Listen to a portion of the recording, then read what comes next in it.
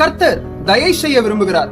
எவ்விதமாய் என்றால் வேதம் சொல்லுகிறது, தாவீது ராஜா சவுலின் நிமித்தமாகவும் தன் சிநேகிதனாகிய யோனத்தானின் நிமித்தமாகவும் தயை செய்ய யாராகிலும் இருக்கிறார்களா என்று அவன் வேலைக்காரர்களிடத்தில் கேட்கிறார்கள். அதற்கு வேலைக்காரர்கள் அவனை பார்த்து சொல்லுகிறார்கள், மேவிபோசேத் என்ற ஒரு மனுஷன் சவுலின் வீட்டாரில் காணப்படுகிறான் என்று. எனக்கு பிரியமானவர்களே, யார் இந்த மேவிபோசேத்? வேதம் சொல்லுகிறது, 2 கால்களையும் இழந்து முடவனாய் நடக்க கூடாதபடிக்கு ராஜா அரண்மனைக்குள் பிரவேசிக்க சற்றேனும் தகுதி இல்லாதவனாய் காணப்படுகிற மனுஷன் இந்த மேவிபோசேத். இன்றைக்கு நீங்களும் நானும் பாவத்திலே அகப்பட்டு உலகத்தின் சிற்றின்பத்திலே சிக்குண்டு நாம் கர்த்தருடைய மகிமையை இழந்தவர்களாக அவருடைய பிரசன்னத்திற்குள்ளாய் பிரவேசிக்க சற்றேனும் தகுதி இல்லாதவர்களாய் காணப்பட்டுக் கொண்டிருக்கலாம். ஆனால் வேதம் சொல்லுகிறது, தாவீது மேவிபோசேத்தை அழைத்து அவன் மேவிபோசேத்தை பார்த்து சொல்லுகிறான், நீ நித்தமும் என்னோடு கூட பந்தி இருப்பாயாக. இன்றைக்கு பிரியமானவர்களே, இயேசு கிறிஸ்து கல்வாரி சிலுவையிலே தம்முடைய ஜீவனை நமக்காய் தந்து நம்மை அவருடைய இரத்தத்தினாலே மீட்டுக் கொண்டார். இன்றைக்கு அதன் நிமித்தம் பிதா உங்கள் மீதும் என் மீதும் தயை செய்ய அவர் ஆவலாய் காத்துக் கொண்டிருக்கிறார்.